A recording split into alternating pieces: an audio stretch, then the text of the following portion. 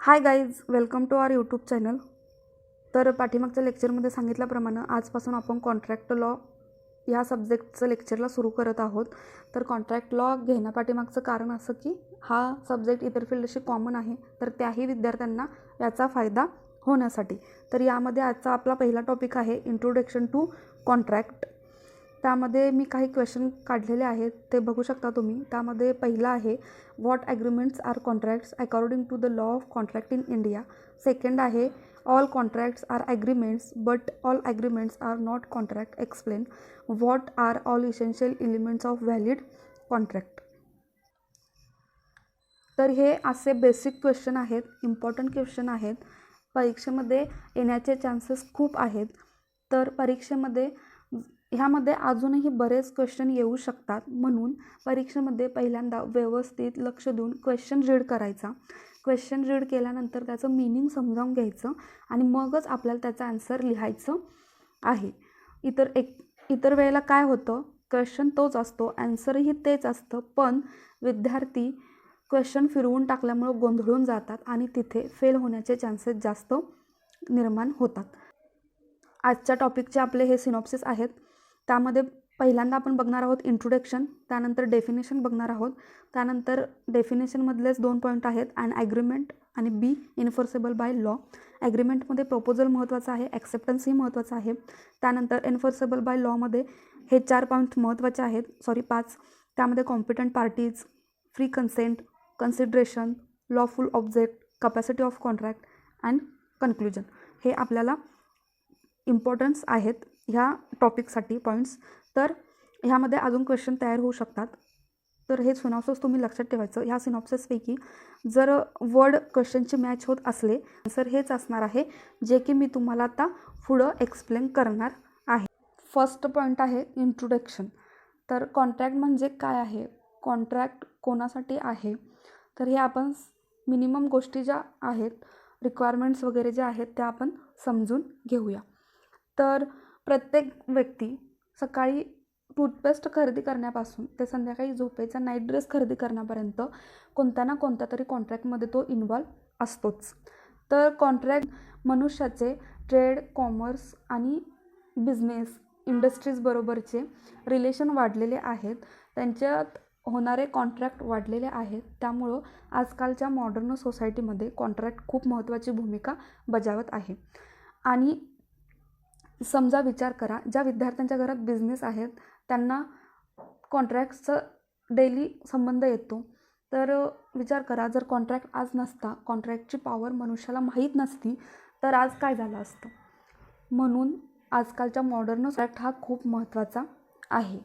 Business transaction करताना बिझनेसमध्ये give and take, घेणे किंवा देणे, आणि राईट्स अँड ड्युटीज हे समजण्यासाठी कॉन्ट्रॅक्ट खूप महत्त्वाचा. कॉन्ट्रॅक्ट हा इतर ब्रँचशी रिलेटेड नाही आहे, म्हणजे हा लॉ जरा वेगळा आहे इतर लॉपेक्षा, कारण इतर लॉमध्ये rights and duties already prescribe केलेले असतात, पण कॉन्ट्रॅक्ट लॉमध्ये राईट्स अँड ड्युटीज प्रेस्क्राईब केलेले नाही आहेत. It does not prescribe so many rights and duties which the law will protect or enforce. तर यामध्ये राईट्स अँड ड्युटीज पहिल्यापासून प्रेस्क्राईब केलेल्या नाही आहेत.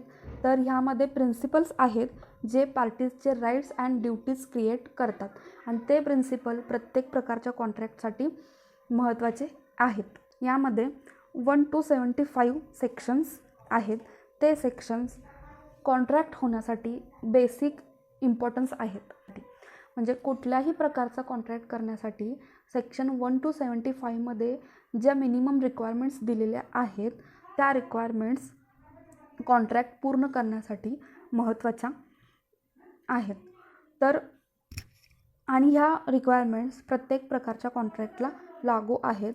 तर त्यामध्ये पार्टनरशिप, सेल गुड्स, बेलमेंट हे असे काही कॉन्ट्रॅक्टचे प्रकार असतात.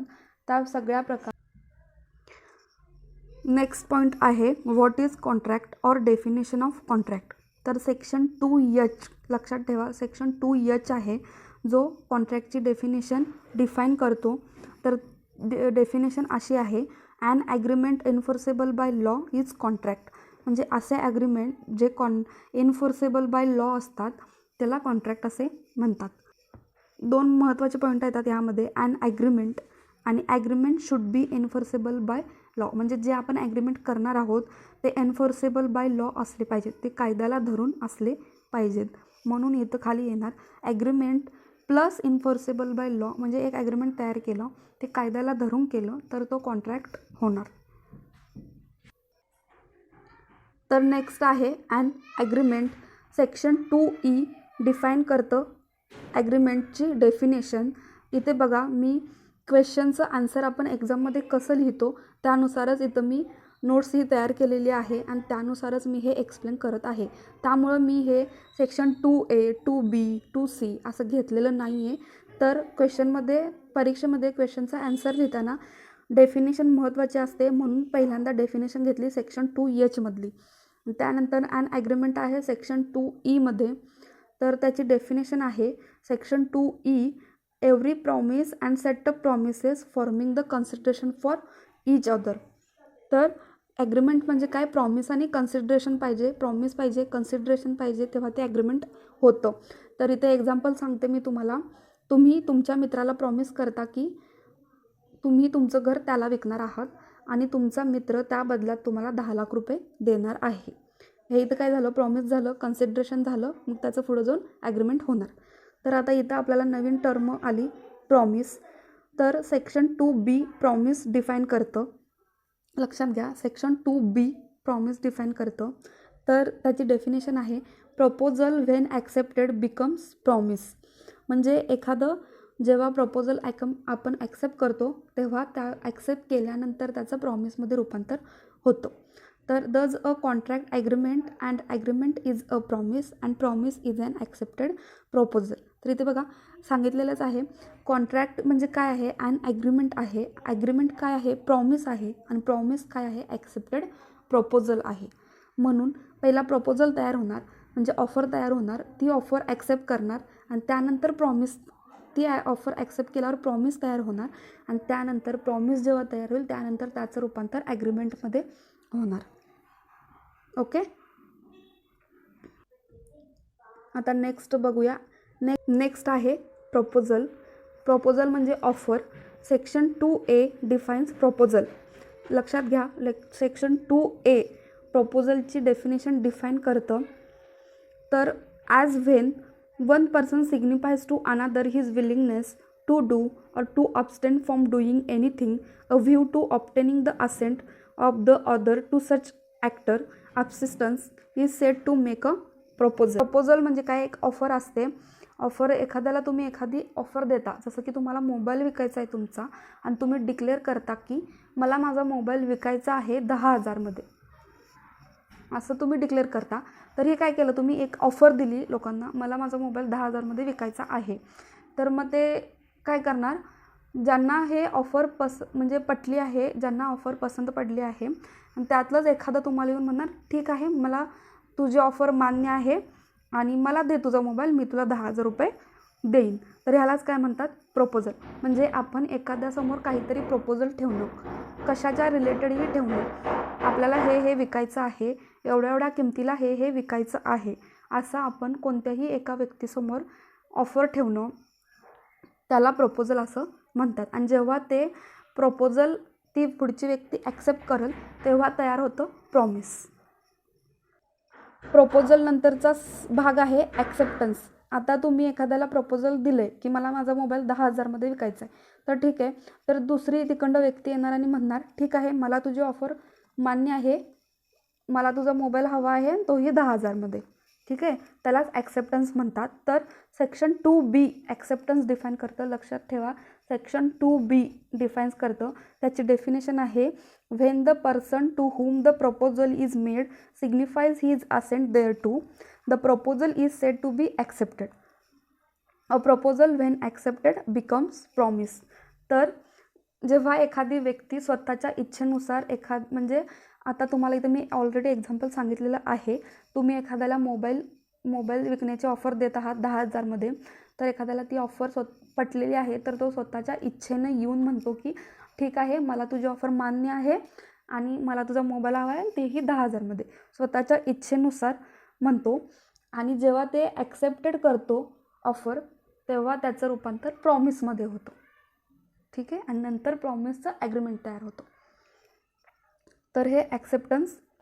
तर नेक्स्ट आहे एन्फोर्सेबल by law.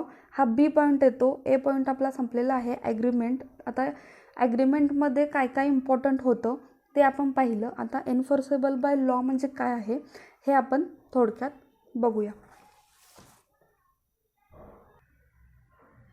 Every agreement is not a contract unless it is enforceable by law. जर एखादं ॲग्रीमेंट कायद्याला धरून नसलं तर ते कॉन्ट्रॅक्ट होत नाही. म्हणजे प्रत्येक ॲग्रीमेंट हे कायद्याला धरून असलं तरच त्याचं रूपांतर कॉन्ट्रॅक्टमध्ये होतं. An agreement is not intended to be enforceable by law is not contract. तर यामध्ये एक केस लॉ आहे, ती इम्पॉर्टंट आहे, तुम्ही एक्झाममध्ये लिहायची आहे, लक्षात ठेवा. तर बाल्फोर वर्सेस बाल्फोर हे दोघं हजबंड वाईफ आहेत. आणि हजबंडनं वाईफला प्रॉमिस केलेलं असतं की प्रत्येक महिन्याला तो तिला थोडे पैसे देईन वेगळं राहिल्यावर, काहीतरी एक 4,000 अमाऊंट पकडून चालूया. म्हणजे हजबंडनं वाईफला प्रॉमिस केलेलं असतं की मी तुला वेगळं राहिल्यावर 4,000 रुपये देईल. पण तो काय होते, थोड्या दिवसानं तो 4,000 रुपये तिला देऊ शकत नाही, तिथं प्रॉमिस ब्रेक होते. मग ती काय करते, कोर्टात जाते. मग कोर्ट काय सांगतं, as it was an agreement of domestic nature could not contemplate to create any legal obligation. म्हणजे त्यांच्यात काही लीगल करार झालता का? नाही. लीगल ऑब्लिगेशन काही होतं का? नाही. सोशल नेचर ॲग्रीमेंट्स होतं. ह्यात कायद्याचं काय ऑब्लिगेशन दिसलं का? काय लीगल उद्देश काय दिसला का? ह्यात नाही. हे सोशल नेचर ॲग्रीमेंट्स होतं. त्यामुळे इथे असं डिसिजन आलेलं आहे. म्हणजेच जेव्हा आपण कॉन्ट्रॅक्ट करतो तेव्हा लीगल ऑब्लिगेशनसुद्धा महत्त्वाचं आहे. मॉरल ऑब्लिगेशन महत्त्वाचं नाही, पण लीगल ऑब्लिगेशन महत्त्वाचं आहे. म्हणून इन्फोर्सेबल बाय लॉ कॉन्ट्रॅक्ट असणं खूप गरजेचं आहे. म्हणजे प्रत्येक ॲग्रीमेंट हे इन्फोर्सेबल बाय लॉ असेल तरच ते. एक्झाम्पल देते, तुम्ही तुमच्या मित्राला डिनरला जेवण्यासाठी बोलवलेलं आहे, त्याच्यासाठी तयारी केलेली आहे, खूप अरेंजमेंट केलेले आहेत, आलाच नाही. ठीक आहे, त्याला काहीतरी प्रॉब्लेम असतील किंवा तो मुद्दाम आला नाही. मग तुम्ही ह्यासाठी कोर्टात जाणार का? नाही जाणार, कारण तुमचं ह्यामध्ये काही लीगल ऑब्लिगेशन आहे का? नाही. तुमचं लीगल ऑब्लिगेशन काय आहे, लीगल उद्देश काय दिसतो ह्यामध्ये? नाही. तो त्याला यायचं नसेल तर तो येणार नाही. बरोबर आहे. तर इथं लीगल ऑब्लिगेशन, म्हणून एखादा ॲग्रीमेंट करण्यासाठी लीगल ऑब्लिगेशन असणं महत्त्वाचं आहे. आणि ज्या रिक्वायरमेंट्स सांगितल्या आहेत एक व्हॅलिड कॉन्ट्रॅक्टसाठी, इन्फोर्सेबल बाय लॉ कॉन्ट्रॅक्ट होण्यासाठी ज्या रिक्वायरमेंट्स सांगितलेल्या आहेत त्या रिक्वायरमेंट्स फुलफिल होणं एक व्हॅलिड कॉन्ट्रॅक्टसाठी खूप गरजेचं आहे. तर आता नेक्स्ट आहे essential elements of agreements enforceable by law.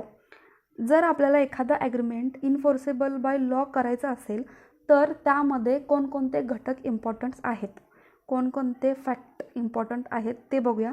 तर सेक्शन 10मध्ये, लक्षात ठेवा, सेक्शन 10मध्ये सांगितलेलं आहे इन्फोर्सेबल बाय लॉच्या कंडिशन. ओके, तर त्या आपण बघूया. तर त्यातली पहिली कंडिशन आहे parties must be competent to make. Competent parties म्हणजे प्रत्येक कॉन्ट्रॅक्टमध्ये 2 पार्टी असणं गरजेचं आहे. ते कपेबल पाहिजेत. जर एखादी व्यक्ती इनकपेबल असेल तर तो कॉन्ट्रॅक्ट तिथं वाईड होतो. त्यामुळं कपेबल असणं महत्त्वाचं आहे. आणि त्या व्यक्तीचं मेजॉरिटी एज असलं पाहिजे, म्हणजे जसं की 18 वर्ष कंप्लीट असले पाहिजे. आणि ती व्यक्ती साऊंड माइंड असली पाहिजे, म्हणजे डोक्यानं व्यवस्थित असली पाहिजे, तर आपण कॉन्ट्रॅक्ट करू शकतो. म्हणून कॉम्पिटंट पार्टीज ह्यात ही पहिली कंडिशन आहे. सेकंड आहे फ्री कन्सेंट. आता फ्री कन्सेंट तर माहितीच आहे. फ्री कन्सेंट म्हणजे स्वतःच्या इच्छेनं एखादी व्यक्ती तुमच्यासंगत कॉन्ट्रॅक्ट करण्याची इच्छा ठेवते, त्याला फ्री कन्सेंट म्हणतात. म्हणजे कोणत्याही दबावाखाली ती साईन करत नाही आहे. आणि जेव्हा ती स्वतःच्या इच्छेने म्हणते की मला हे मान्य आहे, तर तिथे फ्री कन्सेंट असणं गरजेचं आहे कॉन्ट्रॅक्टमध्ये. मिसरिप्रेझेंटेशन करून पण कॉन्ट्रॅक्ट साईन करून घेतले जातात. तर त्यासाठी फ्री कन्सेंट असणं गरजेचं आहे. नेक्स्ट आहे कन्सिडरेशन, मोबदला. कोणतेही ॲग्रीमेंट्स जेव्हा आपण बनवतो ते व्हॅलिड कॉन्ट्रॅक्ट होण्यासाठी कन्सिडरेशन खूप महत्त्वाचं आहे. मोबदला हा त्यामध्ये असावाच लागतो. विदाऊट कन्सिडरेशन कोणतंही ॲग्रीमेंट व्हॅलिड होत नाही. त्यामुळे इथं कन्सिडरेशनसुद्धा महत्त्वाचं आहे. लॉफुल ऑब्जेक्ट, जे ऑब्जेक्ट आहे ते लॉफुल ऑब्जेक्ट असलं पाहिजे. ते सोशल नेचर ॲग्रीमेंट्स नसलं पाहिजे. त्यामध्ये काहीतरी लीगल उद्देश पाहिजे. ठीक आहे, ह्या इथं महत्त्वाच्या इम्पॉर्टन्स कंडिशन्स सांगितलेल्या आहेत. First topic introduction to contract in डिटेलमध्ये बघून झालेला आहे. क्वेश्चन वाईज ॲन्सर कसं लिहायचं हे सुद्धा मी तुम्हाला एक्सप्लेन केलं आहे. आणि असे क्वेश्चन जर एक्झाममध्ये आले तर त्याचा ॲन्सर ह्या स्वरूपात लिहावं लागतं. म्हणून मी तुम्हाला एक ॲन्सर टाईप हे एक्सप्लेन केलेलं आहे. होप आशा करते तुम्हाला आवडलं असेल, तुम्हाला समजलं असेल. जर अजून काही जर तुमचे क्वेश्चन असतील, अजून काही इम्प्रूव्हमेंट हवी असेल तर कमेंट बॉक्समध्ये नक्की सांगा. Thank you so much guys. Video शेवटपर्यंत पाहिल्याबद्दल थँक्यू. आणि टेलिग्राम चॅनल जॉईन करून नोट्स घेऊ शकता. थँक्यू. तर इथे आपला आजचा पहिला टॉपिक पूर्ण झालेला आहे, इंट्रोडक्शन टू कॉन्ट्रॅक्ट. तर आपण आज ह्यामध्ये परीक्षेमध्ये जर असे क्वेश्चन आले तर ॲन्सर कसं लिहायचं त्या ॲन्सर टाईपमध्ये मी तुम्हाला पहिला टॉपिक एक्सप्लेन करून सांगितलेला आहे. टेलिग्राम चॅनलवर जाऊन नोट्सची PDF घेऊ शकता. आणि अजूनही जर काही क्वेश्चन असतील, क्युरीज असतील व इम्प्रूव्हमेंट हवे असेल तर कमेंट बॉक्समध्ये नक्की सांगा. व्हिडिओ शेवटपर्यंत पाहिल्याबद्दल धन्यवाद. Thank you so much.